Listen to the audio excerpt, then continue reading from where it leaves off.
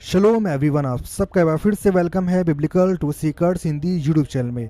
आपने कई बार एक सवाल सुना होगा। बहुत से लोग जो बाइबल को गलत साबित करना चाहते हैं वो ये सवाल जरूर करते आपको मिल जाएंगे कि आपके खुदा ने चौथे दिन सूरज और चांद और सितारे बनाए तो फिर 3 दिन तक उजाला कैसे हुआ।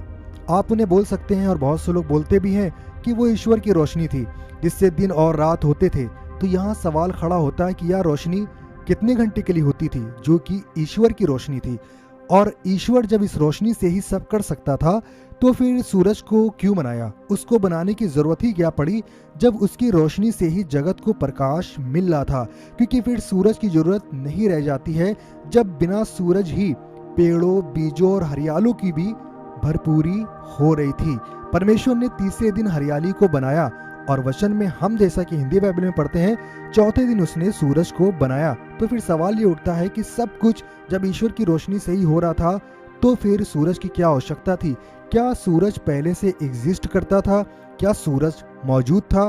क्या उसका प्रकाश कम था, धुंधला था, या फिर उसका प्रकाश जो था सही या स्थिर नहीं था? इन तमाम सवालों का जवाब आपको इस वीडियो के माध्यम से मिलेगा। वीडियो में आगे बढ़ने से पहले मैं आप सबसे विनती करूंगा कि जो मेरे चैनल को सब्सक्राइब नहीं किया मेरे चैनल को सब्सक्राइब कर लें, और जिन्हें वीडियो पसंद आए वो लाइक करें और ज़्यादा से ज़्यादा शेयर करें। फिर एक सवाल से कई सवाल निकलते हैं, और एक बड़ा सवाल ये भी है कि क्या हमसे पहले भी जीव थे, क्योंकि बाइबल के अनुसार हम करीब 6000 साल पहले से जीवन का संचालन देखते हैं।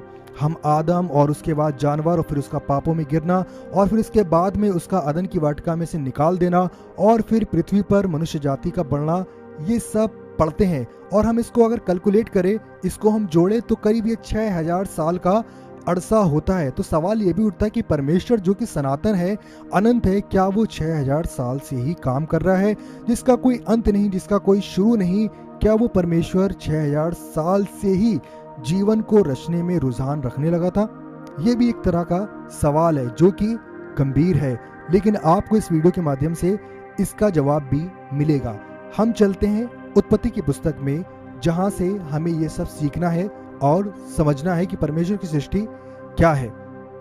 उत्पत्ति 1 अध्याय और उसकी पहली आयत, वहां पर हम पढ़ते हैं कि परमेश्वर ने कहा, आदि में परमेश्वर ने आकाश और पृथ्वी की सृष्टि की।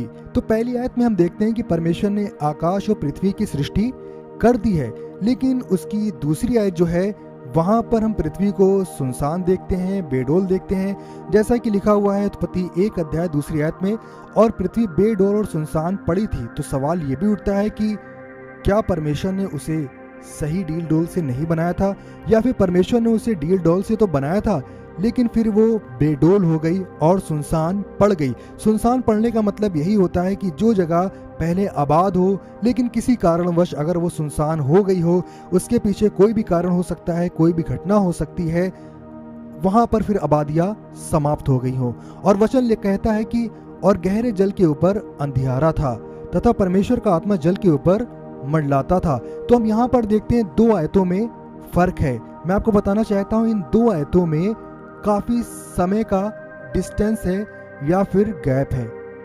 आप ही कहेंगे कि ये किस प्रकार से।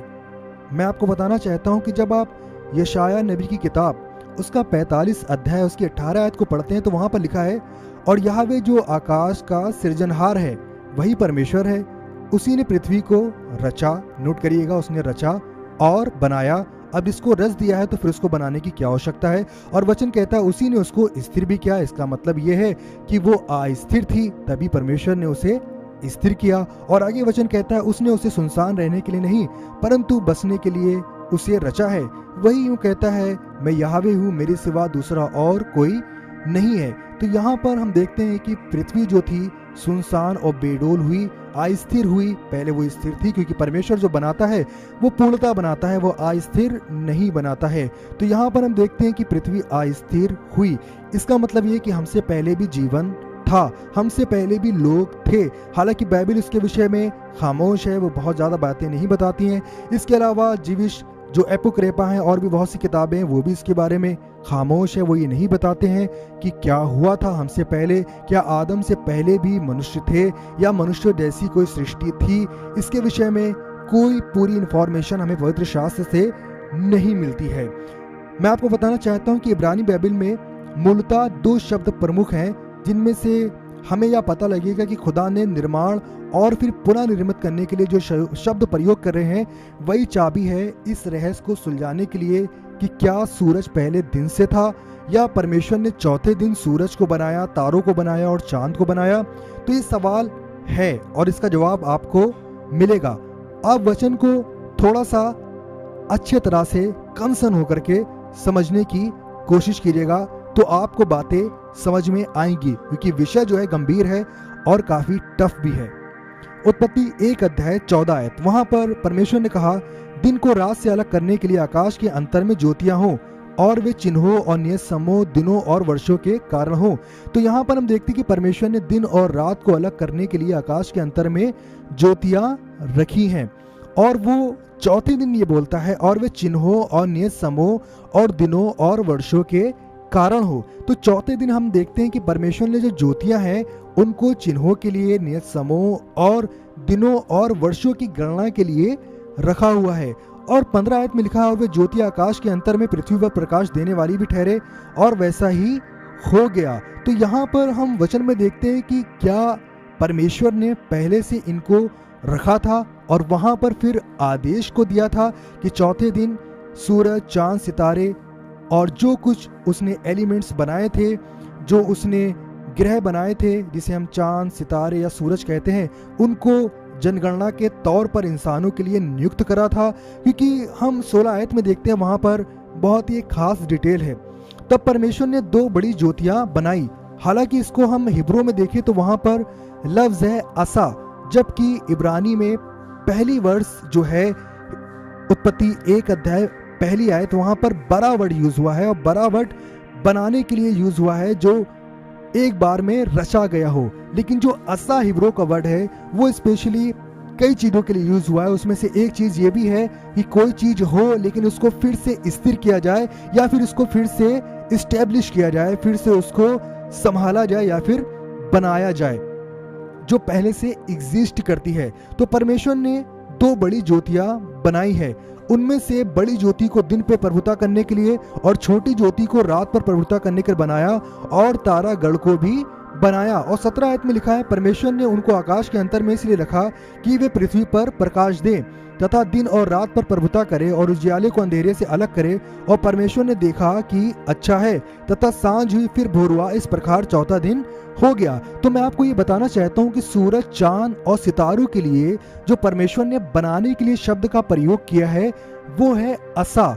असा जो वर्ड है हिब्रू का, वो कोई चीज है, कोई वस्तु है, कोई मटेरियल है, उसको फिर से रिन्यूड करने के लिए भी कहा गया है। क्योंकि हम देखते वचन में लिखा कि पृथ्वी अस्थिर हुई थी, पृथ्वी बेडौल और सुनसान हुई थी।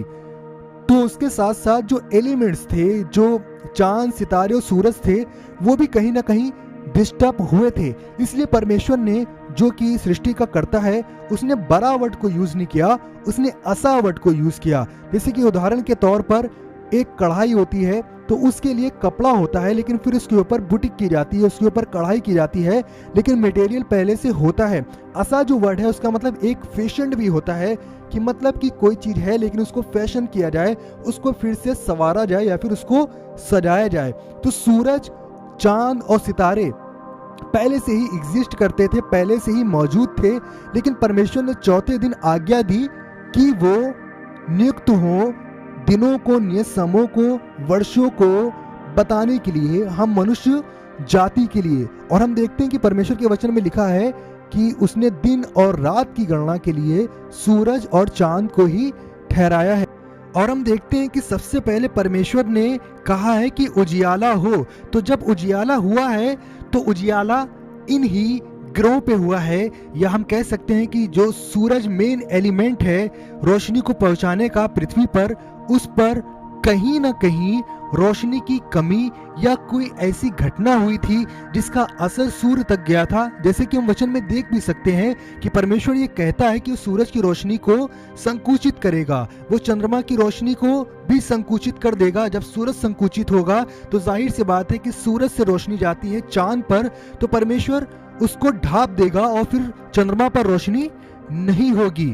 तो सूरज, चांद और सितारे पहले से एग्जिस्ट करते थे, क्योंकि जिस पृथ्वी पर हम रह रहे हैं हम पहले नहीं हैं, हमसे पहले भी जीवन हुआ करता था। क्योंकि परमेश्वर का वचन ये भी कहता है कि वो नई पृथ्वी और नया आकाश फिर से रीस्टैब्लिश करेगा। इसका मतलब ये है कि कुछ ना कुछ नया आगे चल के फिर होगा, ये पृथ्वी फिर से तब्दील होगी। और जैसा कि वचन में हम पढ़ते हैं कि तब्दील हुई भी थी। जिस पृथ्वी पर आज हम रह रहे हैं इसमें रिफॉर्म्स हुए हैं, इसमें बहुत सी चीजें जो हैं वो बदली गई हैं जो बिगड़ गई थी।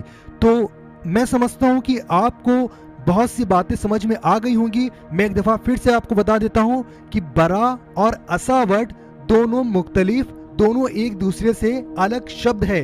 परमेश्वर ने जो सूरज के लिए बनाया वर्ड यूज किया है वो फिर से फैशन करने के लिए भी होता है। असा का वर्ड ये भी होता है कि कोई वस्तु वजूद में है लेकिन वो पूरी तरह से अपनी भरपूरी से सर्विस नहीं दे पा रही है, उसको फिर से सर्विस को देने के लिए रिन्यूड करना पड़ रहा है या फिर से उसको इस्टेब्लिश करना पड़ रहा है जो कि डिसइस्टेब्लिश हो गई थी। उम्मीद इस वीडियो के माध्यम से आपको कुछ नया सीखने को मिला होगा। आपके जो भी सवाल हैं वो आप कर सकते हैं, मैं कोशिश करूंगा वीडियो बना करके आपको जवाब दे सकूं। आप सबको शलोम।